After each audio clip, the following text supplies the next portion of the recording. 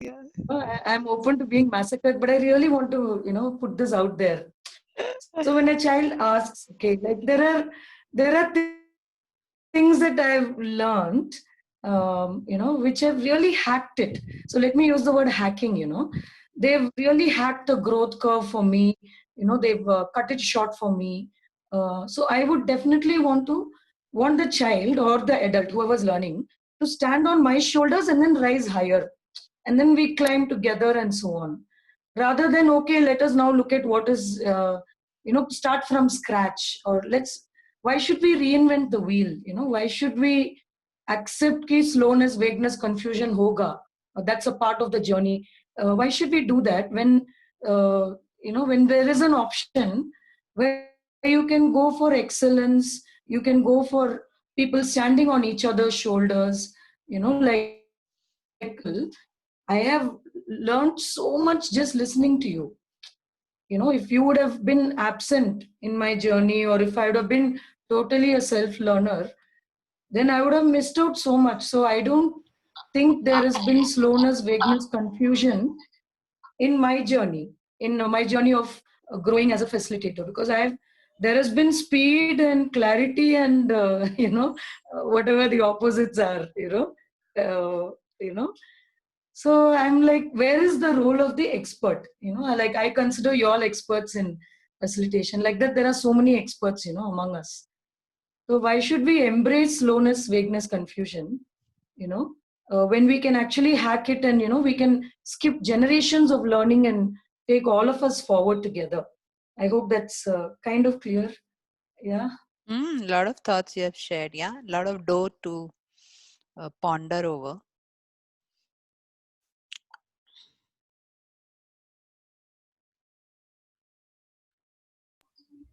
Go to bake bread or tea away. Yeah, I'm just trying to capture few words which you used. So maybe if somebody else has any thought, you can.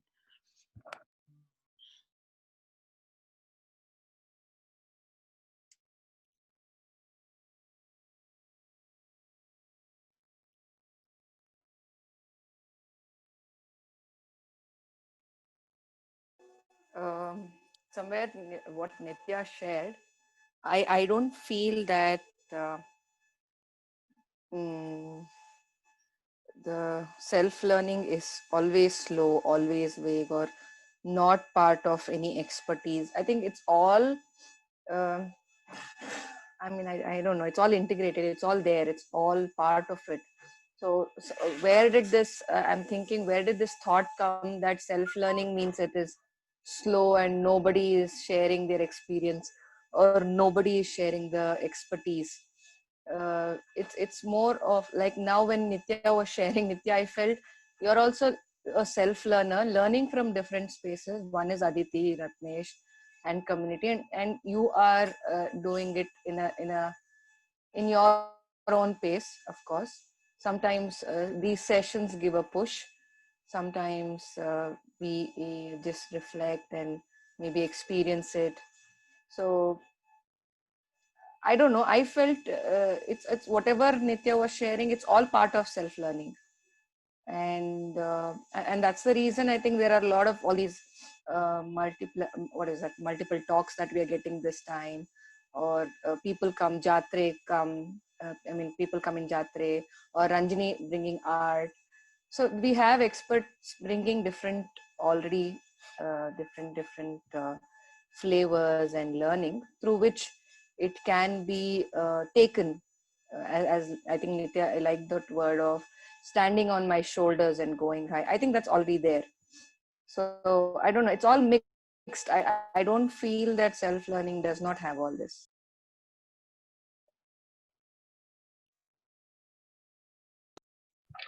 Nitya, when you speak about experts and the role of experts, there are three things coming to my mind. One was when we were reading that John Holt book. In that, he literally mentions in one passage that, "What am I trying to say? I'm not. Do we have to really reinvent the wheel?" He says, "No, not really."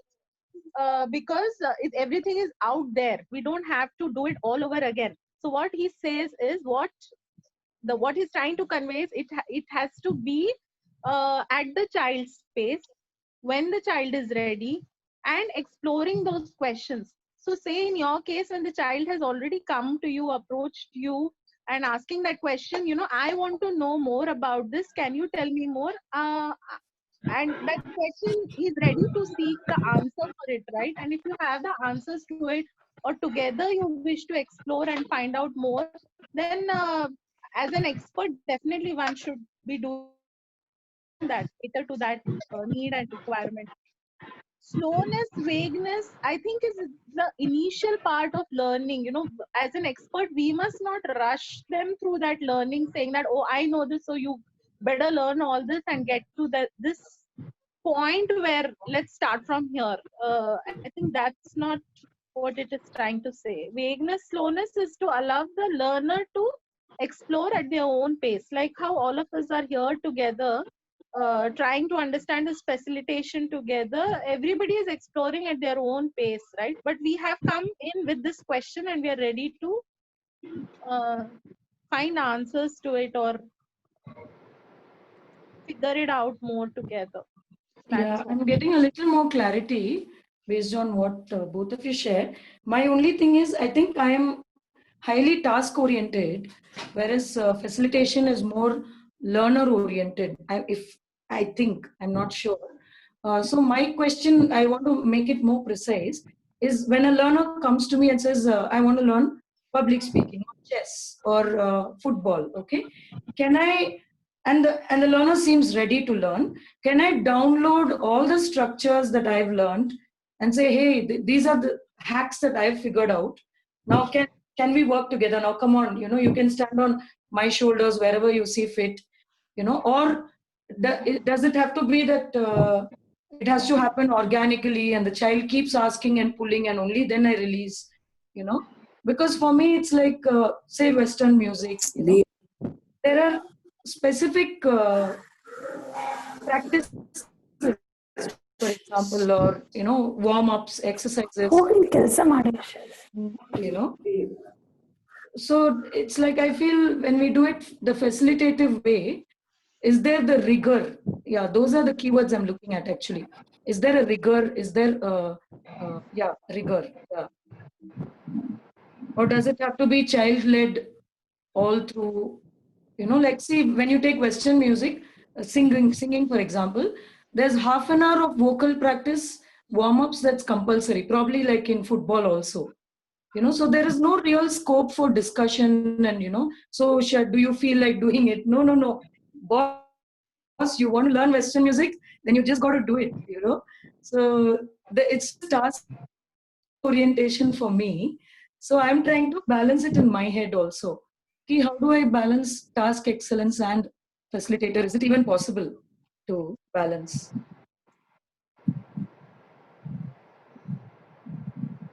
Again, with a lot of back and forth questioning and together exploring, I think you can get at that point where I see at some point it gets clear to the child also that there is some process to it, right?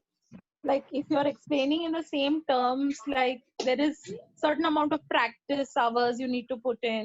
There is if you're committing to learning the basics, then this is what it is, so which demands your attention, time, effort, learning interest, and I think keep going forward. But of course there will be times when the child is going to say enough is enough and stop right there. Yeah, This question, I think I would like to know more, because we come across those points several times. So this much yeah. I can just So think. even I feel, Nitya, with last that you have said that you are task oriented, but otherwise self learning is learner oriented. So that is the journey that we have to cover from we being parent oriented to child oriented. Like we learning more than pushing our child to learn more. Like because we need to realign ourselves because we have a particular way of doing things. So honestly, even I had this way of like task oriented thing. ये time, this time, this time, सब खत्म होना चाहिए ऐसे ऐसे like that. But now when you realign yourself with the whole thing, then things change. And it is not slow. What Roshni also pointed, and Smita also said that slowness is only maybe at the beginning, at the start, when we are getting into this group. But when we are there, then it becomes so automatic and so beautiful, and I think it has its own charm.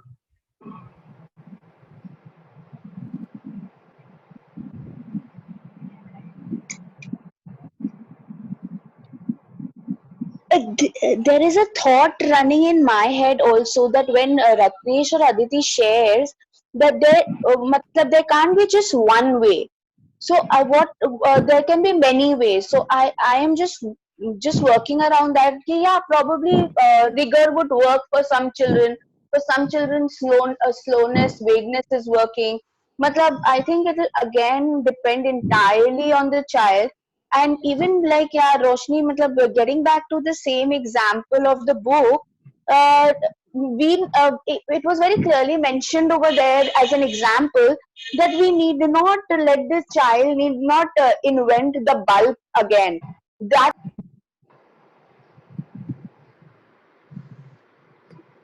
Sorry, I can't hear you anymore. Is it only with me? No, we can't hear her too. She's muted. yeah, I'm back.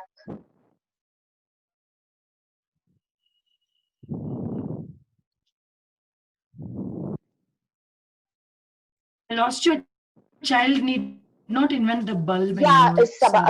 So yeah. So that's exactly what even I was thinking. That yeah, we can build on to that later on, but the whole concept or the whole thought is getting me to think that yeah, there can't be just one way, and it again has to be very matlab, dependent on the child. I think what's working for them. Um, Yeah. yeah, I think it's again it keeps changing. Like Skanda, when it comes to music or dog training, he it was a mix of some expertise and mix of his own exploration. It was not one thing at one time. Like now, what I'll be rigorous. Now I'll be slow. It was not like that. It was like up and down, and sometimes he was in Arohi. Aditi Ratnesh was pushing him. Then Rupak was there. He introduced him to music, and then they were little in practicing, and then he was into animals and snakes, so he went to weekly once he went to Prani Pet. There is one pet sanctuary, so he would stay there, he would work, volunteer with different people there, and there he used to get to talk to different experts who are into it. And then he went to YouTube.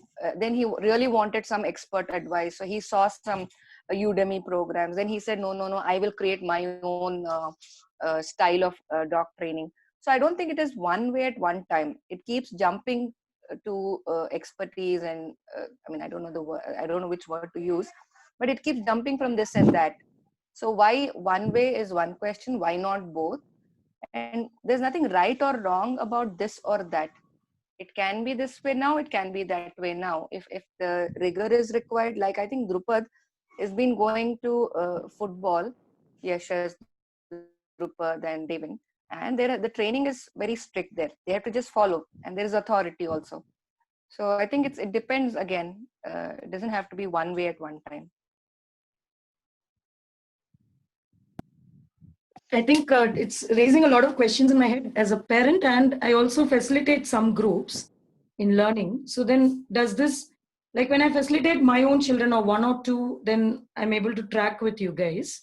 When it comes to a group where the learning levels are different, needs are different, again, that whole thing, she's written in capitals, Aditi, download, can I download? So I feel when I download, I ask permission from the group. When I download, say, structures of public speaking, that itself becomes an activation. Rather than me engaging in a discussion and asking every child, what do you think of speaking? What do you think of public? Now, what do you think of public speaking? It's like, maybe it's my impatience, but I also sense the group momentum lagging. But rather, if I just download what I've already hacked, and then we take it forward from there. So is there room for that in facilitation in a larger group? Can the person facilitator start with what they know? Yeah. Yeah, I think once Aditi shared that, and we used to make I used to make when I was teaching in school, that KWL chart, like knowing already and want to know. So I think as facilitator, I feel like child is wanting to know, and child is wanting me to download everything. I can download maybe to that particular child. Yeah, when that one of us like shared that what is the child's pace and what is the child's requirement. Maybe at that point in time, I think as facilitator, if I am dealing with a small group of kids, I believe it is possible for a person as a facilitator, I believe that I just see the need of that particular child. There are few kids like they want us to download everything. But there are few kids that downloading will not work at all. Like if I see like with Kriship, downloading doesn't work at all. He really want to go at his pace, which is like very rarely it is very high on. Otherwise he would like to go at his ease pace kind of thing. Yeah, as a parent, I so many times I just push and that, but I know like how much will he take. So yeah, I think by walking along with the other group of kids also, we get to know that we get develop that sense that how much that child will take, or how much that particular child will is in need. True, very true.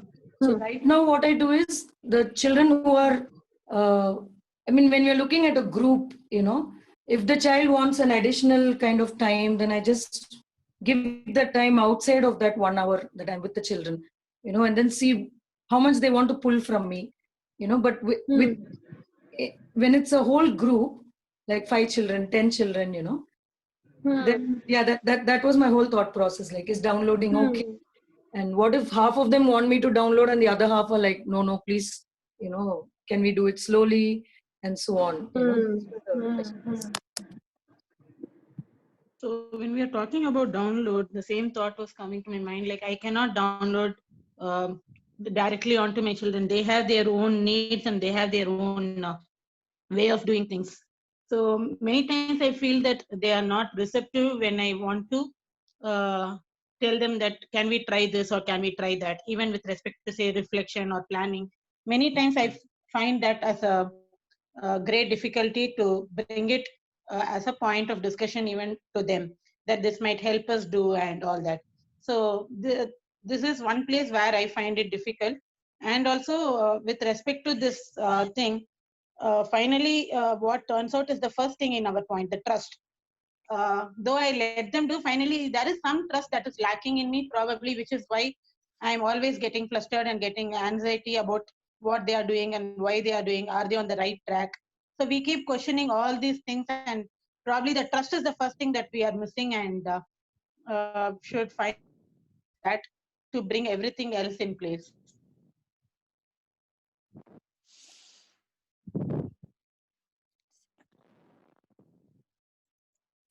I was thinking reinventing or downloading when all of us, when we are born, though there are hundreds of people who know to walk, but I as a child would still like to walk the way I want to. I want to reinvent how to start, but every journey is still new.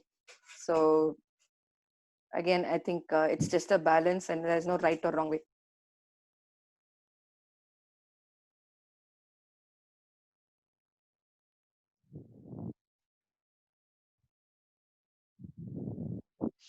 Yeah, so I think what I'm hearing, Nitya, you're mm, bringing a thought that can I download? Can I just teach. Um, so.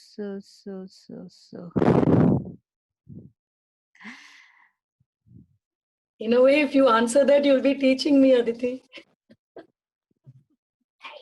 No? Like if you answer that question directly, then that would be teaching me. Yeah, so. But I want to stand on your shoulders, so please go ahead and teach me about how I shouldn't teach, you know. Okay, can you wait? Something is issue in the.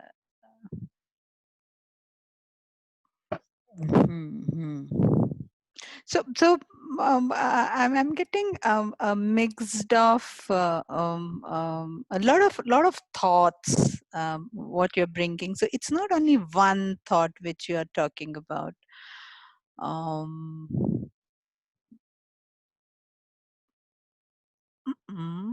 If I can just add, hmm. whole thing's thought process started when Maitri read that book, you know, Creative Intelligence Wala. And Bono, then yeah. she read an excerpt saying the learning curve is accelerated when the expert steps in. And then we went into a discussion on maths, if you remember. How many of us would have done better at math if we had a better tutor, and so on, you know. I don't know how many of us recollect that. That's what kind of set me thinking. So, what is the role of an expert? That's the whole thing. It's been troubling me actually. So in that sense, all our maths teachers are expert, but they could not download what they wanted to download onto us. What do you say?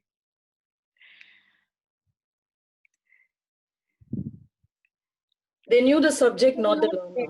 Like Yeah, that. so in that sense, they were expert, right? And they also downloaded. In fact, you know, I don't know if this story is relevant at this moment, but sometime maybe during the somewhere in the process, it's like I don't know if you have heard that story.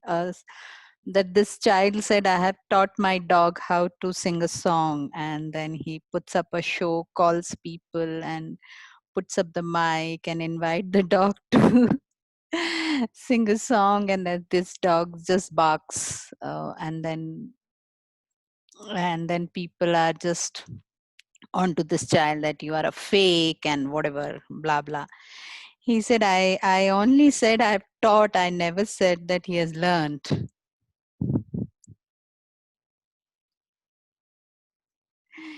So when you were asking about the download, yes, yeah, I think that's where a lot of I think these different aspects, when I look at the facilitation, it helps me that uh, yeah, I can always download, but what gets uploaded is something which I guess the child's like, for example, in a way, if you see in our programs when we take with people like Jagriti or ILH or SDL or anything, or LFM, even any program which you talk about, which we take, teachers training, to the larger group, we are actually downloading. We might be doing it through different ways, bringing different aspects. But what we are doing is we are just downloading, but how much it is reaching is not something which we can ensure, or we would like to ensure. And if you ask me, even though you are so called, whatever people say that, okay, I'm doing this program of Jagriti, you are with an expert uh, who claims to be knowing, but what each participant takes out is nothing proportionate to what we download. and that's where I guess your learning curve starts with that vagueness, with that confusion, with that seeking more, with that uh, uh, and and and and everyone in the group uh, takes it at a different level. So if yeah, so there are two aspects to it, that just because I have downloaded doesn't mean it will get uploaded. So that aspect, that if an expert is there, and then if there are 10 people under that expert, all 10 will become the same expert. And that's where I guess we talk about the reinventing. We are not reinventing the wheel, we are creating that wheel for ourselves with whatever is available. Yeah, I don't know if that makes a little sense to this whole concept of um, how do I how do I approach someone. So if you ask me, for me there are no set ground rules for facilitators, that okay, this is only how a facilitative way of learning. I say there are so even though sometime if the child is not asking me to teach, I will go ahead and then teach and then understand it. What's my implication of teaching is happening to this group of people. um, Even even if the children are not asking for expert, I would go and give them the exposure of what it means to be with an expert, what it means to be rigor, what it means to be practice, what it means to follow the instruction, what it means to make it open, what it means to experiment, what it means to be myself. I will say, if you ask me, as a facilitator, I will do lot of all these things, and actually this is what, as a facilitator, I do. And that's where I think when this thing is there, that uh, I'm not staying with one kind of action. Um, so if you ask me, the difference between the facilitation and teaching would be this whole concept of playing around, this whole concept of understanding. Yeah. So whether it's a group of people or children or the learner, or whether it is a one child, um, I think what matters for me is that this constant playing around, and then with that play around understanding, and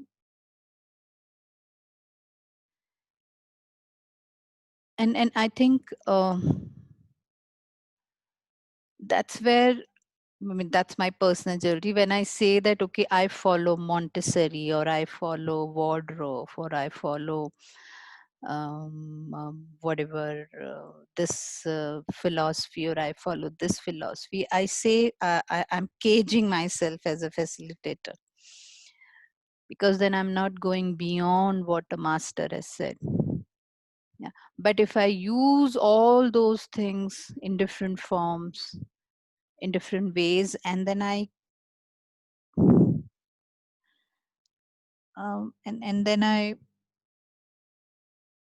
and then I bring that understanding for myself. I'm not even talking about the people, that how is learning happening.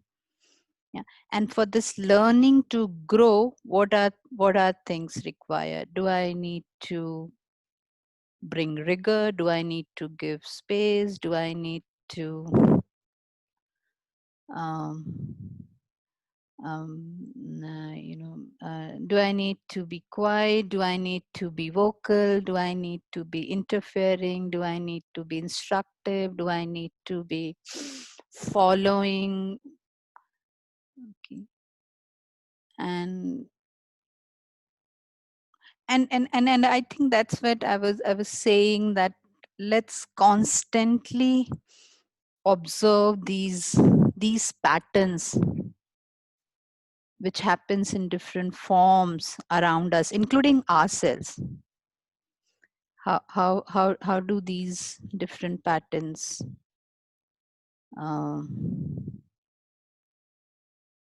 created? So even if you ask me, I don't follow completely John Holt. I don't follow anybody completely. While all of these are expert in their field, but they are expert with that number of children. They're expert with their observation, whatever there. Yeah, I may use in many different forms, and I think so the word which we use is I construct my own. So I construct my facilitation. I construct my facilitation for this group of children, maybe for this group of people, for whatever at this moment what we are talking about is. So so I think this confusion is very, very, very common, that self-learning, self-directed learning means that do I have to reinvent the wheel? Do I have to do everything by myself?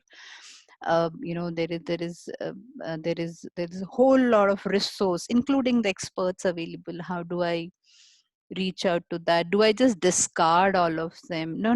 I don't think we are talking about the life in isolation. We are not talking about that. Or rather, I will say the self-learning is not talking about that. I think in the self, what matter is I will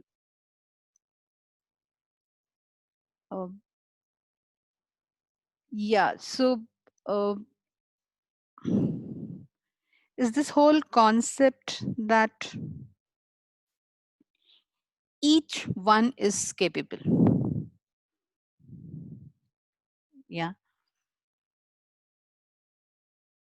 So maybe there is another aspect which has come up as an expert. Maybe we'll little pause and come back to that.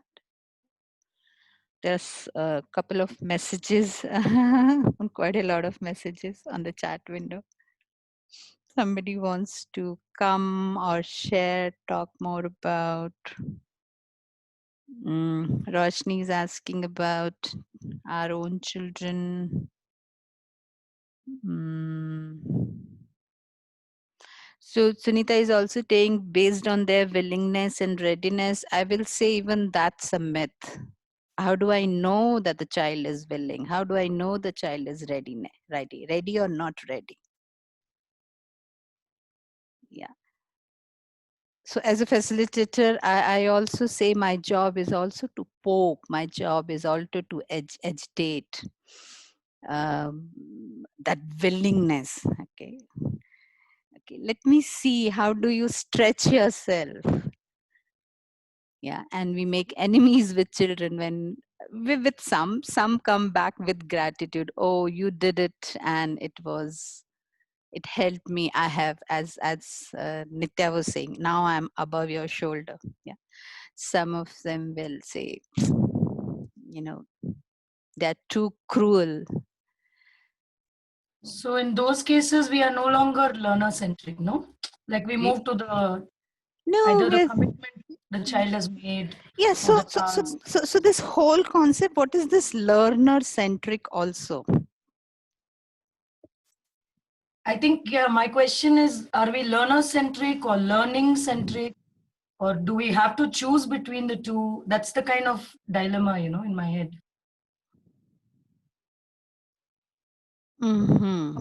Yeah, can I talk, Aditi? Yeah, please. Yeah. Anushka here. I think, Nitya, I just wanted to bring an incident here. Okay. So a few months back, actually I know a little bit of Hindi. So two of the kids, like along with my along with Shaunak, they also came to learn Hindi, although their mother tongue was Tamil. Okay, so I was like, okay, they came for help. Let me teach them and all. Okay, I actually put my whole soul, like even like the basic grammar, which they couldn't understand because they don't speak or they don't listen. Okay, and then what happened later? The sentence formation, and I used to write on top of it the English words. What I wanted to tell here is actually get more from them, the feedback from them. Okay, where am I, to know where am I lagging behind, to understand like did they understand the concept, or we have to prepare them for the exams or something like that. Okay, and then finally I found out they are very well growing in their thinking ability, but the words they were missing to cope up with me. So what I thought, like when I asked those the questions in English, they could answer it very well. But the same thing when I question it in Hindi, they were finding the words where to put in. So then what happened? I just thought like, okay, it should be learners, like where the situation, like the incident, it has to be learner centric. That's what I feel. So then I actually talked to their both parents, and then I made them understood like the process what we discussed earlier. I don't want to repeat that, the listen, read, and those things and all. So then they were like, now they are very much happy in their like they actually converted their second subject as Tamil, and now they are like very much happy, and they told like, yeah, because the need for Hindi speaking, it was not aware, like it was not on the movement as of now. So I told them like when there is a need, definitely they will pick up like uh, more what to tell, in an attractive way and more very sharp, wherever they want to go, take it as intensely. So that's what my thought was. Somewhere it helped, Nitya, or am I not getting the question? No, it definitely helps in Somewhere realigning with the learner. I agree with that completely. Yeah, so let me bring one more whatever sensational approach about this whole concept of child's readiness, child's willingness. When the need arises, child will do by himself. And I think that's where Nitya is now digging deeper into that. Yeah. Okay, the need has arisen. Now what? Now should I be vigor? Bring the vigor? And what if the child is not ready for vigorness? Should I now bring, say, a structure, but the child wants to learn something, but the child is not ready for that structure? Now what should I do? Yeah. So the willingness is there to, like for example, I can share, as I think Roshni was asking, the football experience of Drupad. Yes, willingness was there. I want to become footballer. I want to become Messi. I want to become Ronaldo. Yeah. Now the need has arisen, and now he wants to do it. And when he gets into the detail, he realizes it's not a cakewalk. Yeah, I need to subscribe to the rules of the whatever, this whole business of developing as a footballer. Yeah, and even then possibly he was uh, so Nitya, if you ask me, that's where I think this whole series of thing as a facilitator came for him. The experience of, say, rigor, the experience of discipline, experience of practice, experience of making my own structure, experience of learning from people, um, and then experience of going beyond my own limits which I have, which I have my own limitation, my inability to take feedback, my anger, my own, I will say my own expectations from me, that I want to be the best. The willingness is not, is there now. I want to be the best, but the actions are missing for me to be the best, kind of thing. So what I'm saying is that it was a whole lot of things, where the whole lot of things were required to be done in whole lot of different ways, with all three of them. So three footballers, three willingness, same willingness. All three wants to be footballer. All three are willing. The readiness, the needs have arisen, but all of them had various sets of different things, and they still have it. Yeah. Uh, and that's where I think this whole lot of play, in fact, um, so what you're talking about is you rise above my shoulder. I think all these three boys are much ahead of the coaches which they are connecting with, not in terms of skills, but in terms of understanding what does the football means to them. Yeah.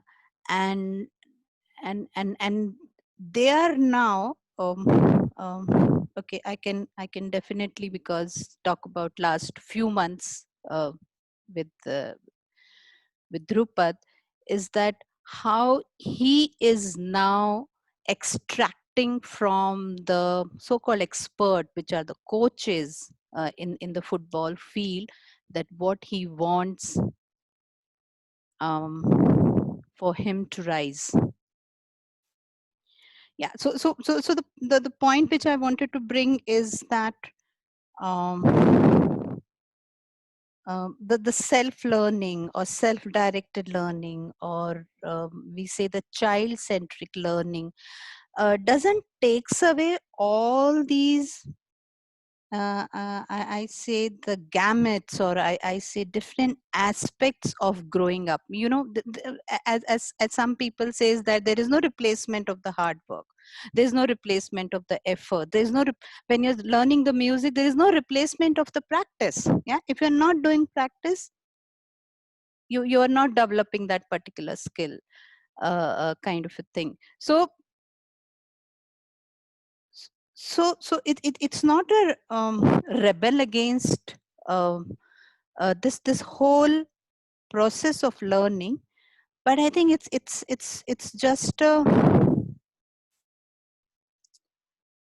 it's approach, in which,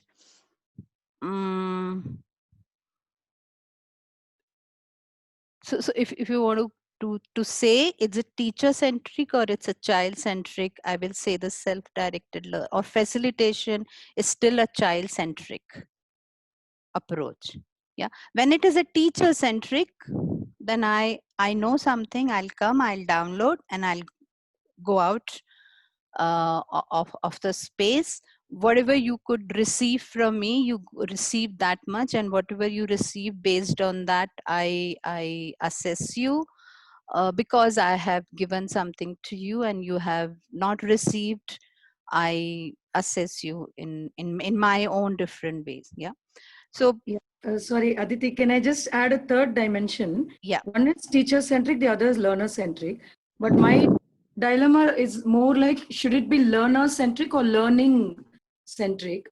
Like when you said sometimes you make an enemy with the learner, but you push the child, So like Preeti had shared some time back, no, like how she's figured out, I think it was Preeti only, she's figured out how we shouldn't be behind our children and we should allow them to own their learning course and so on, But then there did come a point when there was anger from the learner. The child needed a push, a much needed push. And now the child is back onto the learning curve. So can you shed a little more light on that? Yeah, I think that's where all these different processes comes: connection, interaction, reflection, negotiations, understanding, and then I think that's where these whole different kind of a things comes. Yeah, and I think that's what some of them are already saying, that understanding, maybe as if I go back to those words again which I was saying, no, you don't need to, like willingness, readiness. uh, so this whole concept of comfort, challenging, and frustration, um, where the learner is moving around, where the learner needs space, and then how much a learner is uh, taking it, how much learner is not taking.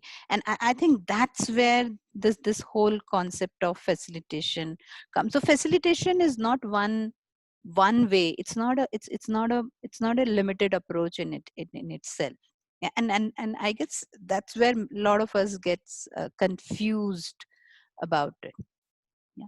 So what I was sharing about Drupad, or any children whom we work with this, uh, when there is a constant give and take, um, then the understanding is better.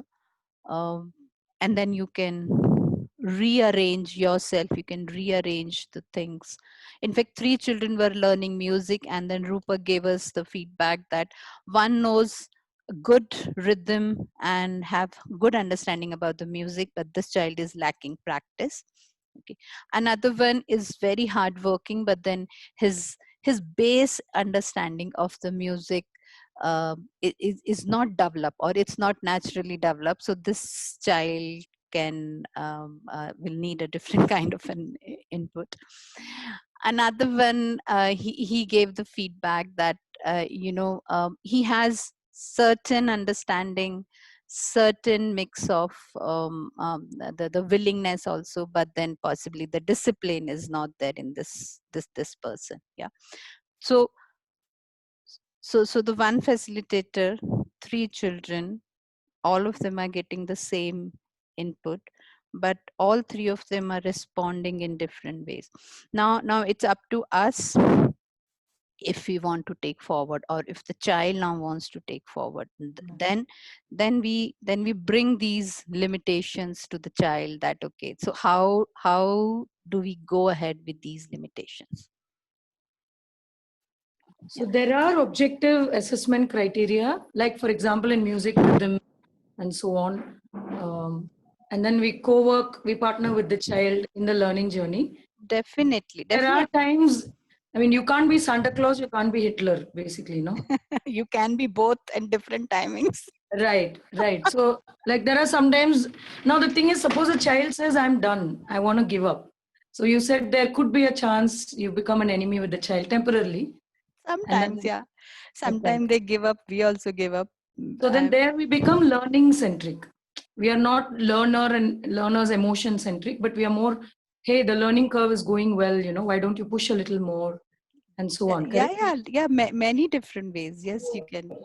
Maybe at that time we become learners and we start our own learning journey. Yeah. And I think that's where I don't know, that's where personally I feel that when there is a mix of response to the children from mix of different people, okay, not only children, say any learner, I think then the learner get the space to construct, okay, which way I want to take it, what is that I want to take forward. This reminds me, Aditi, when you're saying readiness and willingness. I think last year Skanda was not willing to go to Arohi, and then I had to really push, pull, become the enemy, the villain, everything. And now I think he told me that though I did not like you doing that, but it really helped me. But it went on for months, and it was not easy. That role of pushing and going against the willingness. So that's a beautiful point that you brought to my notice about readiness and willingness. As a parent and as a facilitator, we are so many times going against that readiness and willingness, but still we have this sugar coated somewhere thought that, oh my god, no, it has to be that. But it's a very difficult space. to really push against the emotions and feelings, and you feel let me just give up, but then you don't want to give up. So that was my experience for almost Yeah. 5 months. Yeah. And I think that's where I think one of the point here is that my own limitations also. Yeah. Yeah. I don't know if somebody has pointed in the chat window also that um, or used some time back, is that, you know, pushing is difficult for me. If a child is crying, my heart melts and I just give up and I can't do anything about it. You know, maybe I have my own limitations, maybe I have my own belief about what does a crying mean, what is the child saying that you are you know, you are horrible or kind of a thing. So yeah, so that's where I think our own limitations comes.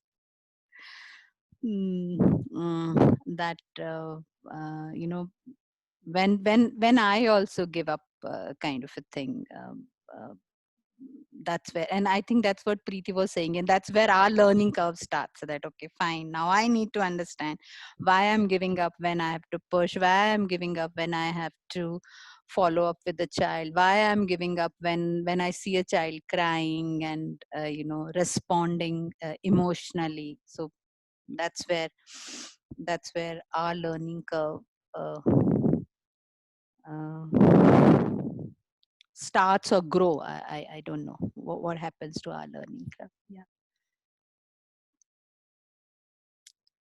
If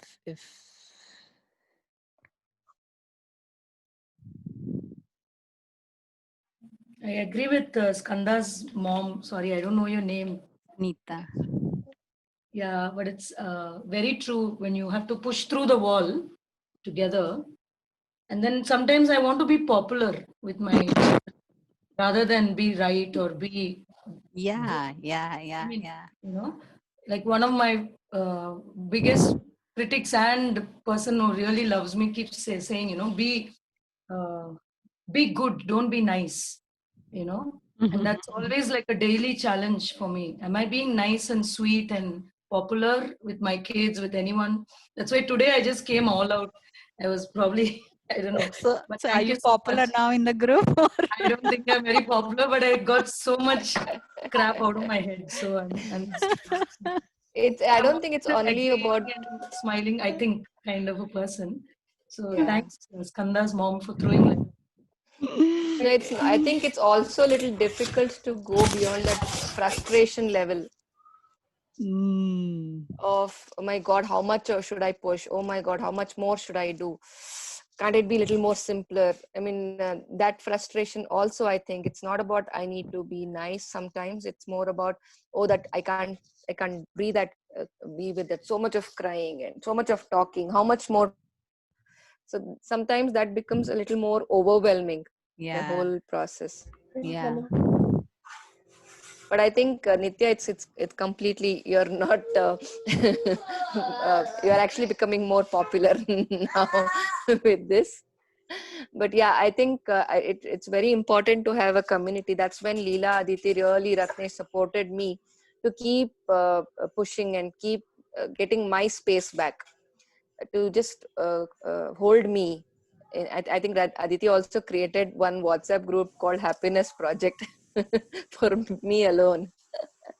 So that supported me a lot, just to um, hold myself and my emotions. Sorry to interrupt, but I'm here for Art Club.